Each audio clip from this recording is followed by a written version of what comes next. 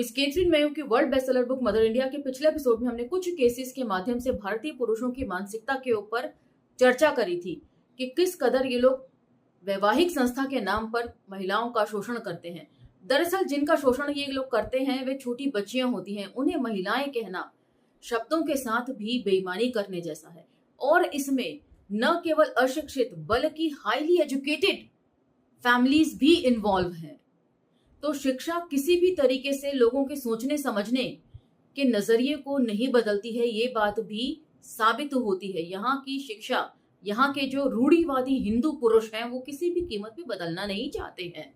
Legislative assembly debates के तहत भी हमने इन सभी बातों को जाना। सरदार हीरा सिंह बरार जैसे कुछ पुरुषों को छोड़कर यहाँ तक कि रविंद्रनाथ टैगोर भी, जो संभ्रांत और हाईली एजुकेटेड और प्रोग्रेसिव माने जाते हैं, वे भी लड़कियों की शादी की उम्र बढ़ाए जाने के विरोध में ही अपने वक्तव्य देते हैं। और अपनी चर्चा को हम आज आगे लेकर चलेंगे और जानेंगे कुछ और फैक्ट्स के बारे में। आज का ये एपिसोड आपको अपसेट भी कर सकता है। जो लोग अति संवेदनशील हैं वे सोच समझकर ही आज का एपिसोड देखें। तो चलिए मेरे साथ। जय भीम, मैं शालिनी और आप देख रहे हैं अंबेडकर नामा। उत्तरी क्षेत्र को छोड़ दें तो भारत के अधिकांश भागों में सामान्यतः यही स्थिति है। बंबई प्रेसिडेंसी में शिक्षित और प्रगतिशील महिलाओं की संख्या सबसे अच्छी है। फिर भी उस प्रांत में बहुसंख्यक स्त्रियों की स्थिति अन्य प्रांतों से कुछ भिन्न है। उदाहरण के लिए मैंने एक स्त्री को देखा जो 9.5 वर्ष की आयु में मां बनी थी। उसका पेट चीर कर बच्चा निकाला गया था और जो लड़का हुआ था उसका वजन 1.75 पाउंड था। मतलब बहुत ही कम वजन था। ऐसा अस्वस्थ बच्चा या ऐसा कमजोर बच्चा यदि पैदा होगा तो वो जल्दी जल्दी संक्रमित भी होगा। बंबई से 1000 मील पूर्वी भारत की दूसरी ओर भी आपको यही कहानी मिलेगी। यहाँ के अस्पताल की एक अत्यंत योग्य और समर्पित अंग्रेज महिला डॉक्टर ने मुझे बताया, हम इन बाल पत्नियों से क्या उम्मीद कर सकते हैं। पहले गर्भकाल में ही इनकी जीवन शक्ति समाप्त हो जाती है। उसके बाद भी वे लगातार काम करती रहती हैं और बार बार के गर्भधारण से बच्चा जनने के लिए जिस नई शक्ति की उन्हें आवश्यकता होती है उसे अपने अंदर पैदा करने का उन्हें कोई अवसर ही नहीं मिलता। तो भारतीय पुरुष जो हैं वो यहाँ पर महिलाओं को बच्चा पैदा करने की मशीन से ज्यादा कुछ भी नहीं समझते। और ऐसा नहीं है कि आज की 21वीं सदी में इन परिस्थितियों में कोई बदलाव आया है। यहाँ सबसे बड़ा बच्चा 5 पाउंड का है। सामान्य वजन 4 पाउंड है। बहुत से बच्चे मरे हुए पैदा होते हैं और जो जिंदा पैदा होते हैं उन्हें भी जीवन शक्ति इतनी कम होती है कि उनमें हर बीमारी का संक्रमण जल्दी हो जाता है। यहाँ मेरी अधिकांश मरीज वे स्त्रियां हैं जो विश्वविद्यालय के छात्रों की पत्नियां हैं। इनमें से लगभग हर एक को यौन संक्रमण है। जब मैं पहली बार भारत आई तो मुझे लगा कि यदि मैं इन लड़कियों के माता पिता से मिलती हूँ और उन्हें उनकी बेटियों की इस हालत के बारे में बताती हूँ तो वे रोकथाम का कोई उपाय अवश्य करेंगे। परंतु जब मुझे मालूम हुआ कि उन्हें अपनी बेटी के होने वाले पति की बीमारी के बारे में पता रहता है लेकिन उस पर भी उन्हें शर्म नहीं आती और न वे उसे गलत समझते हैं, तो फिर मैंने अपनी कोशिश करनी छोड़ दी। वे इस बीमारी से बिल्कुल परेशान नहीं होते हैं, न वे इस बात को मानते हैं कि वे अपनी बेटियों की अगली नस्ल में एक घातक बीमारी फैलाने का काम कर रहे हैं। तो आपको याद होगा जब हमने पुस्तक शुरू करी थी पढ़नी तो मिस कैथरीन बताती हैं कि एक अंग्रेज अधिकारी ने उन्हें एक नायाब सलाह दी थी। वो ये थी कि भारत के एक प्रांत में जो बात सही होगी जरूरी नहीं कि दूसरे प्रांत में भी वो फिट बैठे, लेकिन उसके बावजूद भी कुछ ना कुछ ऐसे कॉमन फैक्टर्स आपको सभी प्रांतों में मिल जाएंगे जिनके आधार पर भारत को लेकर एक जो कॉमन राय है वो बनाई जा सकती है। और ये सभी केस स्टडीज जो हैं उसी बात की ओर इशारा करती हैं कि आप भारत के किसी भी कोने में चले जाइए, आपको पुरुष मानसिकता में कहीं कोई बदलाव नजर नहीं आएगा। अब मैं जिस बात से चिंतित हूं वो ये है कि हमारे अस्पताल के पास पैसे की हमेशा कमी रहती है। ऐसी स्थिति में क्या इन मरीजों को दवाई देने का मुझे अधिकार है? एक मरीज के इलाज की कीमत 20 रुपए आती है और जो स्त्री ठीक होकर घर जाती है वे पति के संपर्क में आकर फिर उसी बीमारी से ग्रस्त हो जाती है। मैं इन बहुमूल्य 20 रुपए से और बहुत से अच्छे काम कर सकती हूँ, लेकिन फिर भी मद्रास प्रेसिडेंसी में भी पश्चिम से उत्तर तक कोई अच्छी कहानी नहीं है। एक अत्यंत अनुभवी महिला सर्जन ने मुझे बताया, यहाँ अधिकांश स्त्रियों के लिए विवाह एक शारीरिक त्रासदी है। विवाह के नाम पर औरतों का कितना बढ़िया शोषण किया जाता है। ससुराल वाले तो शोषण करते ही हैं, मायके वाले भी चुपचाप बैठे रहते हैं और सब कुछ भगवान की नियति के ऊपर छोड़ देते हैं कि हमारी बेटी की किस्मत में ही ऐसा ही दुख भोगना लिखा था। लड़की 1 या 2 स्वस्थ बच्चों को जन्म दे सकती है, परंतु उसके बाद वे अपने आप या तो संक्रमण से या निर्मम देखभाल से अपंग हो जाती है। ऐसे हजारों स्त्री रोगों के मामलों में जिनमें मैंने इलाज किया और अभी भी कर रही हूँ, मुझे एक भी ऐसी स्त्री नहीं मिली जिसे यौन रोग न हुआ हो। तो इससे पता चलता है कि भारतीय पुरुषों की न केवल मानसिकता गंदी है, बल्कि उनकी शारीरिक सफाई भी वे लोग नहीं करते हैं। वे लोग गंदगी पसंद होते हैं, हाइजीन मेंटेन नहीं करते, ना तो शरीर में और ना ही सोच में। भारत के अन्य प्रांतों में भी स्वास्थ्य कर्मी पुरुषों और महिलाओं ने, जिनमें यूरोपीय और पाश्चात्य शिक्षित भारतीय भी थे, मुझे कम उम्र में पत्नी बनने वाली स्त्रियों में होने वाली कुप्रभावों के बारे में ऐसी ही बातें बताई हैं। तो न केवल अशिक्षित बल्कि हाईली एजुकेटेड पर्सन भी इसी तरीके का व्यवहार करते हैं। तो यहाँ के संस्कारों, यहाँ की संस्कृति जिसकी बार बार दुहाई दी जाती है, संस्कारों की दुहाई दी जाती है, वे ही गलत हैं। डॉक्टर अंबेडकर ने जाति के विनाश में बिल्कुल सही कहा था कि यहाँ पर गलत संस्कारों को महिमा मंडित किया जाता है, उनमें बदलाव करने के बजाय। उनके शरीर के अंदरूनी अंग अपनी जगह से हट जाते हैं। कमर की हड्डी और बच्चेदानी पर अत्यधिक जोर पड़ने के कारण उनकी अपरिपक्व हड्डियां कमजोर पड़ जाती हैं और वे इतनी बर्बाद हो जाती हैं कि उनमें दोबारा बच्चा जनने की शक्ति नहीं रह जाती है। ऐसी स्थिति में उन्हें हिस्टीरिया और दिमागी रोग हो जाते हैं और उनके शरीर का मानसिक विकास रुक जाता है। हिस्टीरिया को आप ऐसे समझ सकते हैं कि चिंता ही चिता है, ऐसा कहा जाता है। और ये औरतें एकदम चिंता से घिर जाती हैं, हर रात यही सोचती हूँ कि आज फिर हमारे ऊपर, आज हमें फिर कुचला जाएगा।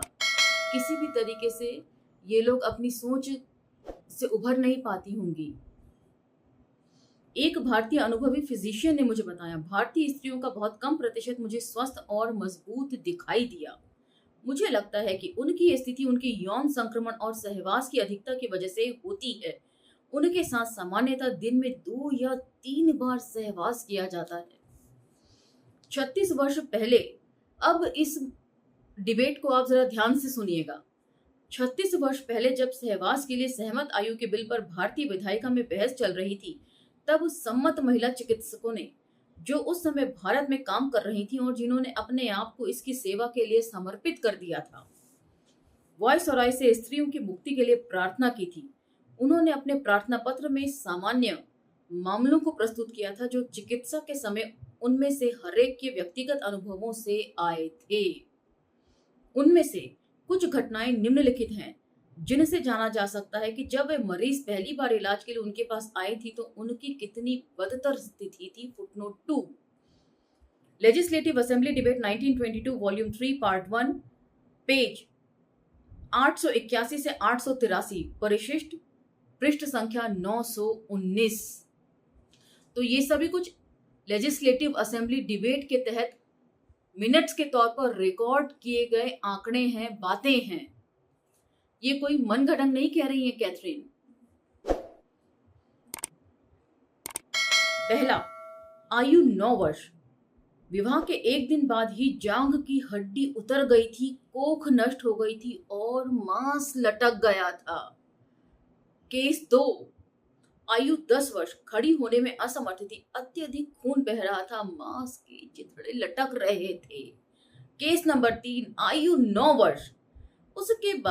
उसके साथ इस कदर बलात्कार हुआ था कि उसकी सर्जरी भी मुश्किल थी। उसके पति की और भी 2 जीवित पत्नियां थी और वह बढ़िया अंग्रेजी बोलता था। केस 4, आयु लगभग 7 वर्ष अपने पति के साथ रहती थी। वे विवाह के 3 दिन बाद घोर यंत्रणा में तड़प तड़प कर मर गई।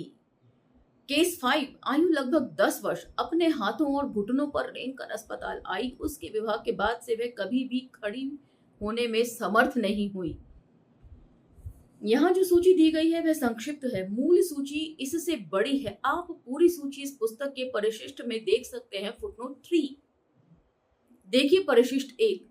आप लोगों के लिए मैं ये परिशिष्ट जरूर पढ़ूंगी, आप लोग भी इसे जरूर सुनिए और थोड़ा समझने की कोशिश करिए, मंथन करिए कि आखिर हमारे देश के गलत संस्कारों को हम क्यों ग्लोरीफाई करते हैं। इन्हें ग्लोरीफाई करना चाहिए या इनमें सुधार होने चाहिए। चिकित्सा संबंधी साक्ष्य 1922 की भारतीय विधानसभा में निम्नलिखित साक्ष्य पटल में रखे गए थे, जो उन दिनों के हालात का ये वर्णन था, जिस पर उस दिन मौजूद भारतीय सांसदों ने न सवाल उठाया था और न विरोध किया था। हालांकि 31 साल से ये तथ्य चुनौतियों से परे बना हुआ था।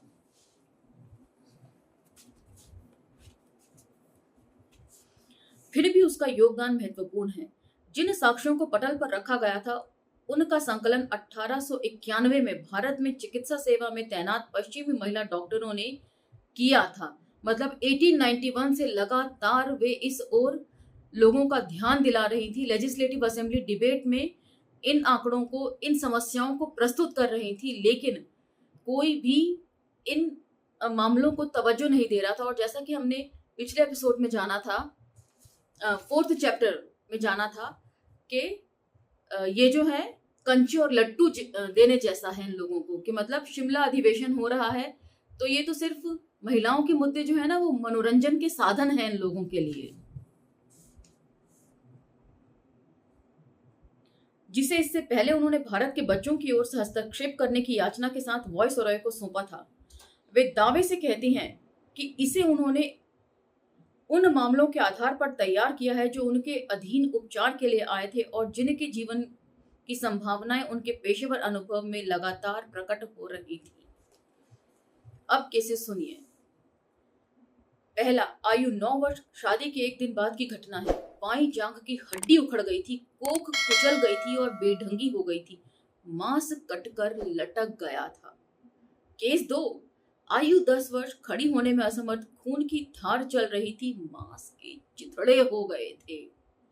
आयु 9 वर्ष, पूरी तरह इतना विभत्स बलात्कार की सर्जिकल चिकित्सा भी मुश्किल थी। उसके पति की 2 और पत्नियां भी थीं और वे बहुत अच्छी अंग्रेजी बोल रहा था। केस 4, आयु 10 वर्ष, इस बच्ची का गुदा से जानलेवा खून बह रहा था। उसका पति लगभग 40 वर्ष का व्यक्ति था और उसका वजन 11 बट्टों से कम ना था। 1 बट्टा अर्थात 14 पाउंड यानी कि लगभग 154 पाउंड, करीब 70 किलो वजन का व्यक्ति था ये। 5वां केस, आयु लगभग 9 वर्ष, उसके निचले अंगों को पूरी तरह लकवा मार गया था।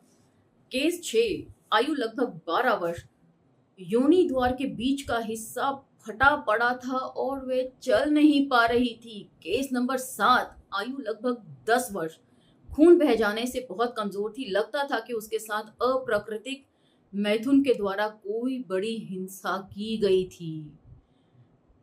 केस 8, आयु लगभग 12 वर्ष, योनि द्वार के बीच का भाग फट गया था। केस 9, आयु लगभग 7 वर्ष, एक मासूम बच्ची जो पति के साथ रही, दर्द से तड़प तड़प कर 3 दिन बाद मर गई। केस 10, आयु लगभग 10 वर्ष, अत्यंत दयनीय स्थिति, एक दिन अस्पताल में रहने के बाद दूसरे दिन ही उसका पति विधि सम्मत उपयोग के लिए उसकी मांग की और उसे ले गया। कि मतलब मेरी पत्नी है और अगर मैं नहीं चाहूं तो ये अस्पताल में नहीं रह सकती, विधि सम्मत तौर पर उसे ले गया कि मेरी ब्याहता है और मुझे वापस चाहिए, इसको कुचलने के लिए। केस 11, आयु 11 वर्ष, उसके साथ इतनी बड़ी हिंसा हुई कि वे जीवन भर के लिए अपंग हो गई होगी। उसके पैरों का कोई उपयोग नहीं रह गया था। केस 12, आयु लगभग 10 वर्ष, वे अपने दोनों हाथों और पंजों और घुटनों के बल रेंग कर अस्पताल आई थी। शादी के बाद से वे कभी सीधी खड़ी नहीं हो सकी। केस 13, आयु 9 वर्ष, जांघ की हड्डी उखड़ने से वह खड़ी नहीं हो सकती थी, यानी वह एक पैर रखने के बाद दूसरा पैर उठा कर नहीं रख पाती थी। ये पूरी सूची 1922 की विधानसभा बहस के तीसरे खंड के पहले भाग में पृष्ठ 919 पर मौजूद है। पृष्ठ संख्या 882 पर परिशिष्ट भी अवलोकनीय है। तो ये सारी डिबेट के तहत रिकॉर्ड की गई बातें थी जो मिस कैथरीन ने हमारे सामने इस किताब के जरिए प्रस्तुत करी हैं। बहुत से लोग कह सकते हैं कि अब तो जमाना जो है बदल गया है और लोग काफी प्रोग्रेसिव हो गए हैं, लेकिन ऐसा नहीं है। आज भी यही सब बातें बदस्तूर जारी हैं। क्यों बलात्कार के इतने केस आते हैं, छोटी बच्चियों के साथ मोलेस्टेशन की घटनाएं यदा कदा होती रहती हैं। और तो और आप मध्य प्रदेश, यूपी, बिहार के बाल गृह कांड को कैसे भूल सकते हैं। 2018 की घटनाएं हैं ये सभी, जिसमें छोटी छोटी बच्चियों का यौन शोषण, बलात्कार, सब कुछ तो हमने देखा है इसी सदी में।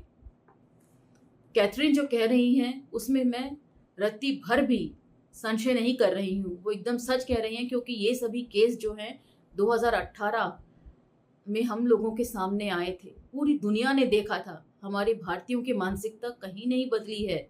यहाँ के पुरुषों को मजा आता है छोटी बच्चियों को तड़पाने में।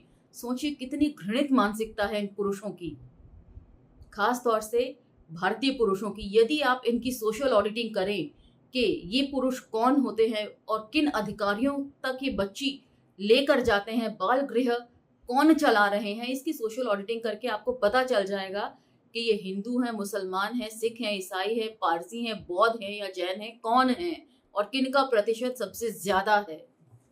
इसकी सोशल ऑडिटिंग करने के बाद दूध का दूध और पानी का पानी भी हो जाएगा। और जो लोग अक्सर धर्म की दुहाई देते हैं कमेंट सेक्शन में, उनका भी मुंह बंद हो जाएगा। इसी के साथ आज का ये एपिसोड मैं समाप्त करती हूँ, लेकिन आप लोग इस बाबत मंथन जारी रखिएगा कि भारतीय पुरुषों की मानसिकता में आज भी कोई बदलाव नहीं आया है। जगह जगह हो रहे छोटी बच्चियों के बलात्कार इस बात का सबूत है।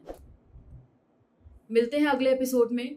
यदि आपको ये वीडियो इन्फॉर्मेटिव लगते हैं तो आप इन्हें दूसरे प्लेटफॉर्म पर शेयर ज़रूर कीजिएगा, ताकि दूसरे लोग भी इनको सुन सकें, जान सकें और संभव हो सके तो चेतना संपन्न बन सकें। मिलते हैं अगले एपिसोड में।